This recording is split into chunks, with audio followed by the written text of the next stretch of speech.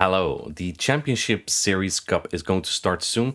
In this video, I'm going to look into what it looks like for the Go Battle League, but also for the Show 6 format, as we have this format as well at the LAIC this weekend. This meta has a good amount of restrictions to it. Most notably, you cannot use Legendary Pokemon, Mythical or Ultra Beast, Mega Pokemon, but also not Shadow Pokemon. Rock and Dark typings are banned, and a couple of typings are allowed. And there's also a wide list of Pokemon banned. It makes for a pretty balanced meta. What you need to keep in mind for mostly here is that Dark types are not allowed. And Dark itself is really good in this meta. How does it work? I mean, by that Pokemon that are not a Dark type Pokemon but have a Dark type attack, they shine the most here. Think of Oranguru, Turtonator, Gyarados. Those are all Pokemon with Dark type charge attacks, and they shine in this meta. This meta has a lot of flexible picks. I think it's better in the Show 6 format than in the Go Battle League. In the Go Battle League, it looks a little bit tricky, because Oranguru is like almost impossible to counter, except by Bronzong and Metang. And because in the Go Battle League it's a blind 3 format, all you need is sometimes just alignment, or that's what people think and they want to go for that. So they're going to play Metang or Bronzong.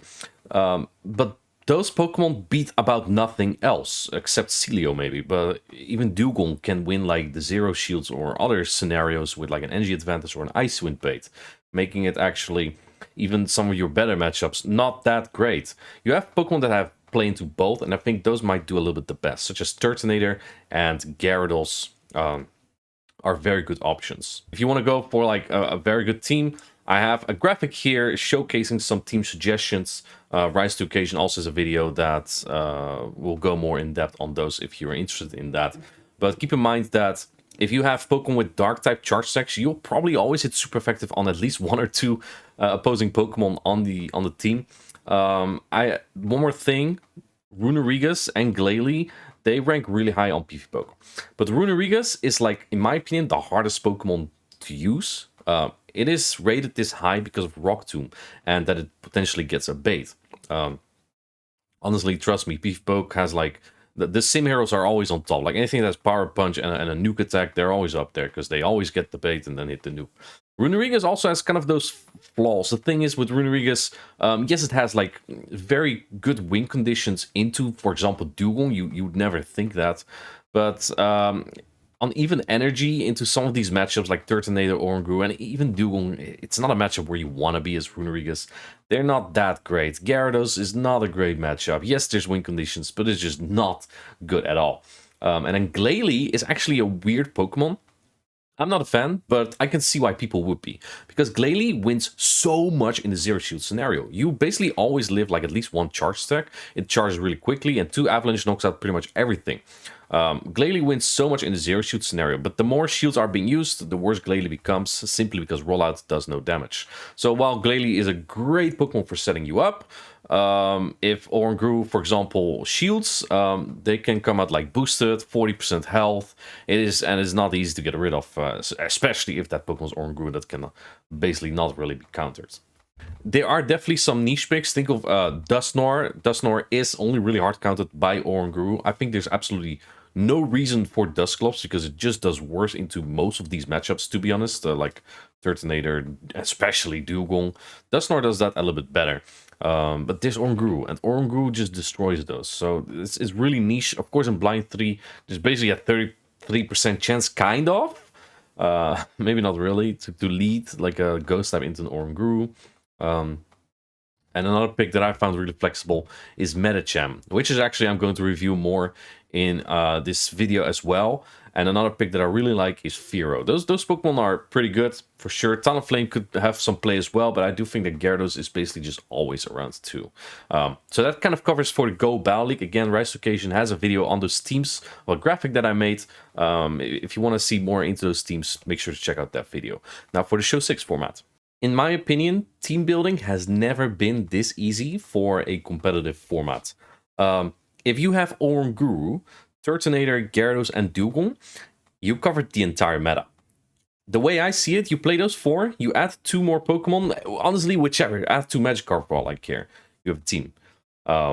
And what I want to dive into really is what kind of Pokemon you can add to those 4. First off, the ground type Pokemon.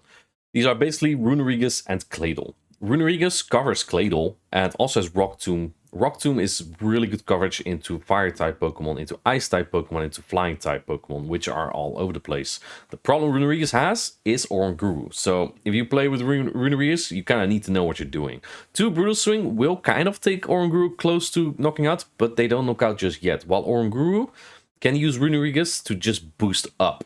And something you want to prevent is Oranguru boosting up, coming out of that match with a lot of health, even if it would use a shield, because it's just such a difficult Pokemon to take care of. Even boosted Brutal Swing, they will still deal good neutral damage on, for example, your Turtonator. You could replace Dugong with Celio. Celio has the advantage of defeating Dugong, except in the Zero Shoot scenario, which in my opinion is kind of the most important. Celio cannot debuff though, and I think that is the strength that Dugong has.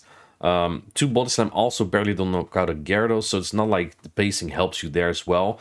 And Celio can lose the 1 shields to Claydol. So keep that in mind with choosing your water and ice type Pokemon here. I do have to say though, Celio is a solid option in case you don't have the Dugong Slayer. And the Dugong Slayer is your own Dugong with like a very high defense stat, about 0 attack and low HP. Then you have such a high defense that an opposing Dugong will hit 1 less with their Ice Shard. It makes the matchup so good if you have the Dugong Slayer and your opponent doesn't, that you win this match by about 30% health remaining or so, or at least for however a Duron would almost do. And you even would win a shield down. It is that insane. So you could build up to 2 charge attacks, basically, in the 0 shields. You will live their Duron, they won't live yours, and you come out with an Ice Wind. Which is why Celio could be a very good replacement if you don't have that. Just make sure that you're always aware of this if you are running Dugong. For all I care, play a Glalie. Like, Glalie is one of the best Dugong counters in here. If you run Dugong and you don't have Dugong Slayer, maybe run Glalie to make sure that you don't get countered by an opposing Dugong. Another option you could run is a Steel-type Pokemon. I'm personally not a fan of a Steel-type Pokemon because I feel like they win only one thing and nothing else. Like, I consider Dugong winning the Zeros pretty good for Dugong. And you beat Oranguru, that's about it. If you look at anything else, you lose Runerigus, you lose Claydol, you lose Turtonator, you lose Gyarados, for example. Like, there's so many losses into that. But obviously, if you're into that, look, I'm not judging, right? Steel-type Pokemon, if you can get them aligned well, they could potentially fight back really, really decently. Metang has Fury Cutter, but no Dark-type attack. I think Bronzong might be just a little bit better because of that, with Metal Sound, because you have Payback, so you can still hit back on Runerigus or opposing Bronzong or anything else that's a Ghost Psychic-type Pokemon. Metang doesn't have that, and you get annihilated by Runerigus. Psyshock is very efficient, keep that in mind, but Gyro Ball doesn't really hit super effective on anything besides fairies. And speaking of fairies, I haven't mentioned those yet. I don't think they're good in this meta, but they are really nice to wall energy, especially in the Show 6 format where you play with open team sheets, so you can see if you wall your opponent's energy. And then something like a Togetic or Togekiss, they don't match up super well, in my opinion, in most of the meta, but taking all the resisted damage from like Turtonator or Guru could be really valuable. Just keep in mind that if you play a Pokemon like that, your opponent is always going to have a Dugong, they can have a Steel-type Pokemon, they can have a Runerigus, even Claydol's not that great for them. So it's high risk. It's a higher risk, in my opinion, than the reward it can give. The semi-last option that I want to look into are Dragon-type Pokemon. There's a wide variety. I like Drampa. Drampa's actually really bad, but Swift hits harder than you might think. You can even defeat, for example, Gyarados or Nguru. You defeat Turtonator quite well. Runerigus, you double resist Ghost, of course. But like, you're walled by Steel-type Pokemon, and it takes a lot of damage. Goodra is bulkier, but not the same type attack bonus. Attacks like Aqua Tail and Thunder Punch really hurt in neutral situations, so someone might just chip your Goodra a little bit, then swap into Oranguru, and your Aqua Tail will just do about nothing. Of course, Thunder Punch is really nice for Dugong and Gyarados, so you make the Dugong matchup really close. You can defeat Gyarados And of course, you have super effective damage for Runerigus and Claydol, but honestly, those matchups are still kind of iffy. I think Goodra is an excellent choice. You may say a good choice even for your dragon. And then the last one I was looking into as well was Artibex. Artibex has a pretty expensive moveset now with either Ice Wind, Avalanche, and or Dragon Claw, but they're hitting hard and they're good. So I think it takes a lot of practice and patience, especially. I think the ice typing of Artibex is also a major weakness because fire then is neutral, giving Turtonator more play. But the moveset might just be worth it. And then finally, the last Pokemon that I want to look into and I'm going to highlight in this video as well is Medicham. I think Medicham is an absolute staple. It is bulkier than pretty much anything else in this meta, and it's really going to help because with Dynamic Punch charging so quickly, you take out almost everything in 2 attacks. You're bulky, so even Runerigus is actually better than you might think. And even without the same type attack bonus attacks, such as Ice Punch, you can still defeat Gyarados as well. The worst you can probably face is a Bronzong or a Metang. And those matchups in the Zero Shields are extremely close. I'm going to show you what it looks like. These battles are from a tournament that I participated in, hosted by Arena Legendaria, and it's 6 rounds. My first opponent is Koza Beast, veteran from North America, and he has an annoying core breaker for me to start off with, Togetic. I only really have Dugong and Runerigus to cover that quite well, but then he also has Glalie, and Glalie is like the #1 Dugong counter in this meta. He kind of hard counted me in game #1. I'm going to show you one game from each set. And this is game #2 that we're looking into right now. This is, I consider, a positive lead because Gyarados does not deal any of the same type attack damage on Dugong, and it gives Dugong a pretty decent match. He catches on Oranguru, plus gets a sneak here. This is something, now do keep in mind, this was kind of the early stages of when I played LAIC meta. And what you see very, very common now, what many players do. This was an interesting brutal swing, by the way. Not going for Trailblaze on my Dugong. But a lot of players use Oranguru to bait out Turtonator and then sweep with Bronzong. Which is something I did not read here. Or Oranguru just makes the Turtonator bait out in general. He comes back in with Gyarados. My Turtonator will hang on here, but I'm a bit of a bozo. For some reason, I tried to go for Dragon Claw here, and I'm like, I had a Brutal Swing, which would have been pretty nice there. I have an Icy Wind Storm, which is really nice, but I went in with the Medicham. That's because in game #1, I believe he had either Togetic or Runerigus in the back. So I'm going with the Medicham. Medicham has a very okay match here just because it's so bulky, but he's staying in. This makes me kind of scared because I really don't know what... If he's staying in, he might have Glalie in the back. And Glalie is the one thing that my Dugong really doesn't want to see. He actually predicts the Simul swap, which is probably worst case scenario. If I stayed in with Medicham against this Glalie, this Glalie would deal no fast attack pressure. I would definitely get to 3 Dynamic Punch. And now I'm just going to lose because he can farm up a lot of energy. And then Gyarados still around, not really being in Psycho Cut range either. Yeah, this is kind of looking rough. I'm hoping he baits Avalanche at that point. At this point, it's kind of my win condition, but he gets... he lets the Shadow Ball and then the perfect farm down to make things even worse. Yeah, he has so much energy at this point. This Glalie will get to Avalanche. He kind of just gets in the right spot, makes the right predictions. Very well played by him. I even won the lead there, and he came back from that. So this is something that I learned throughout LAIC, throughout this meta. Oranguru Safe Switch very, very often can be a Turtonator bait out. This might be less likely if you have also a Bronzong or a Metang on your team, because that's a way harder punish, but I have seen multiple trainers do this, so keep this in mind if you play this meta, that this is a common strategy. I lost that round by 1-2. In game 3, I got hard counted just as bad, really.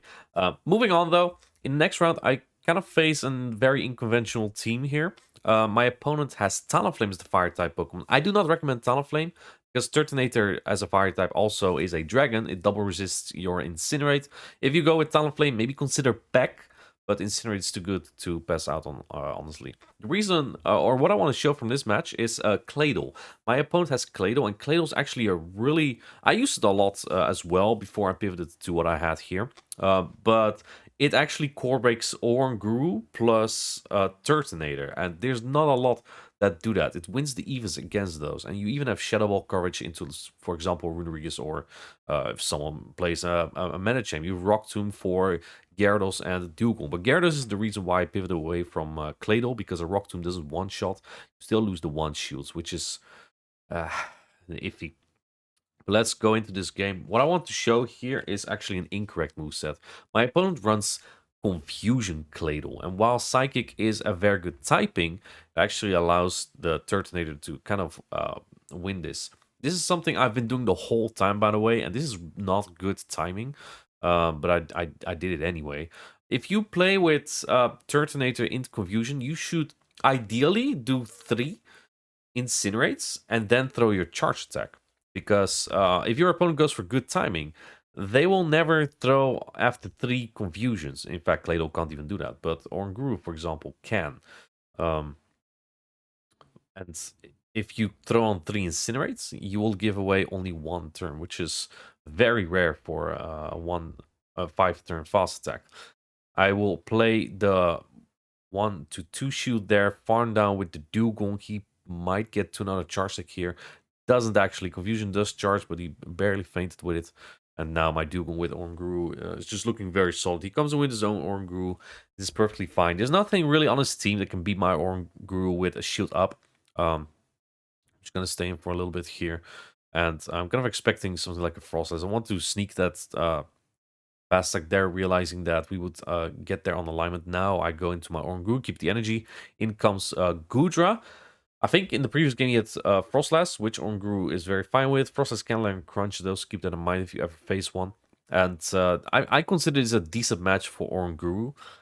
2 Brutal Swing won't knock out just yet, but Gudra only deals non-same type attack bonus damage.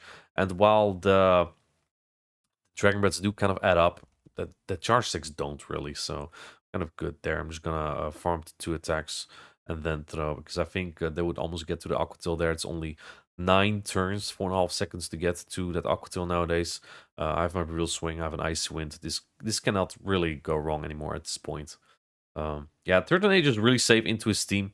It can actually win the 0 and the 1 shields into Gudra. Gudra can hit a breakpoint, but you need an extremely high attack Gudra. Not even throwing a charge stick there. Good game.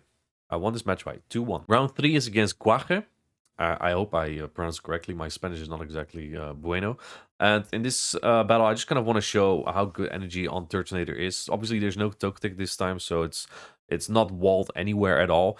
I lead my Turtonator into there, but I find this kind of a waste of my Turtonator, so I'm actually going to swap out. When there's a Turtonator lead, it is difficult for them to also have a Claydol on the back, because if they would lead into Gyarados, that's kind of almost an instant loss.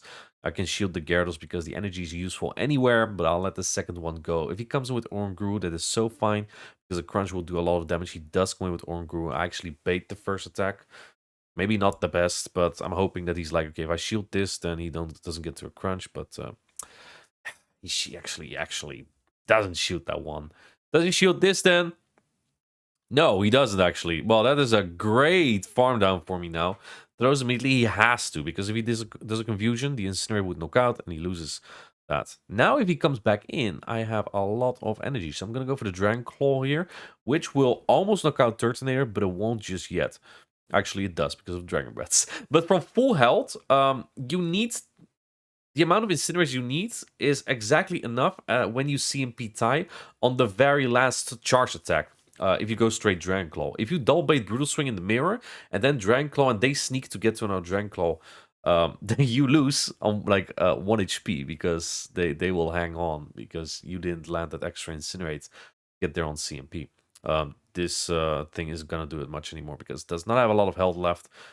You have a little bit too much about the Turtonator there maybe, but I kind of think it speaks for itself how this is gonna go. Turtonator is just very good into this meta with the dark type coverage, and that's what makes Runerigus, in my opinion, really hard to play. But if you have like if you can get like a shield advantage Runerigus, it is actually super tedious to deal with in general. So it's a tricky Pokemon to play. My opponent could not get it in the right alignment because I never really safe switched or gave it a good alignment there. My fourth opponent is Peruanito, and they have a Fero and a Dusclops. Now in this match they don't have Dusclops, but they did bring Fero.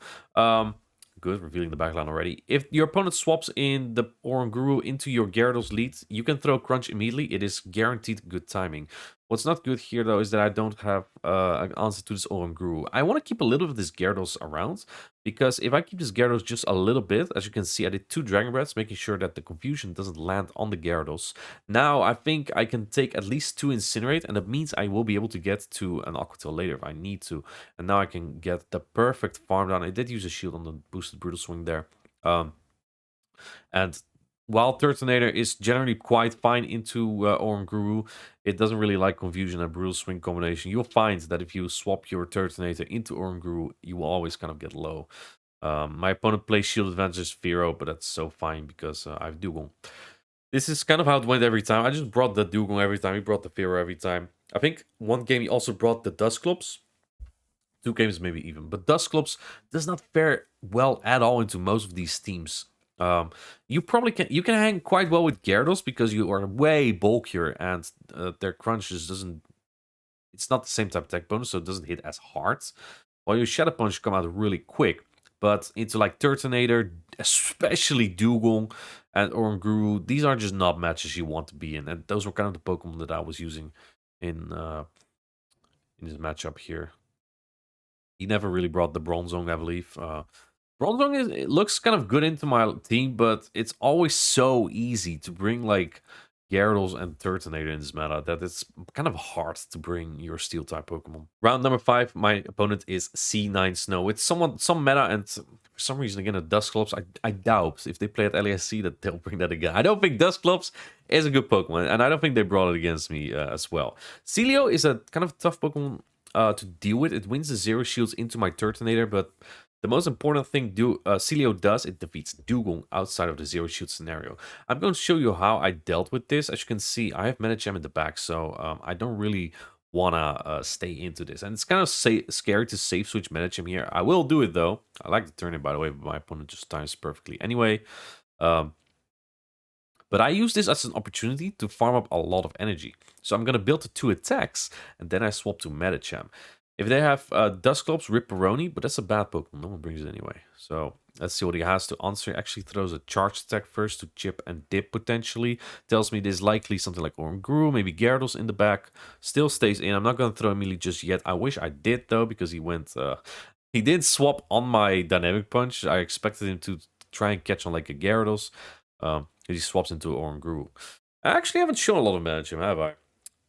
Medicham wins the 1 shields into Oranguru. And what you'll find is that Oranguru always shields before you do if they want to win against Medicham. Because 2 Dynamic Punch gets so close to knocking out that if they no shield, you shield and Psycho Cut down. But as you can see, they will actually, they do double shield. I swap into my Turtonator to just soak damage. They have the Gyarados in the back. As you can see, I'm kind of getting hard counted here. I haven't actually tried this at all, and might be also a little bit IV dependent on the side of Gyarados.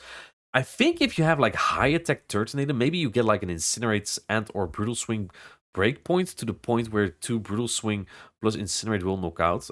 Obviously, I have 2 shields here, so I could use 1. Do I even use 2? I actually did.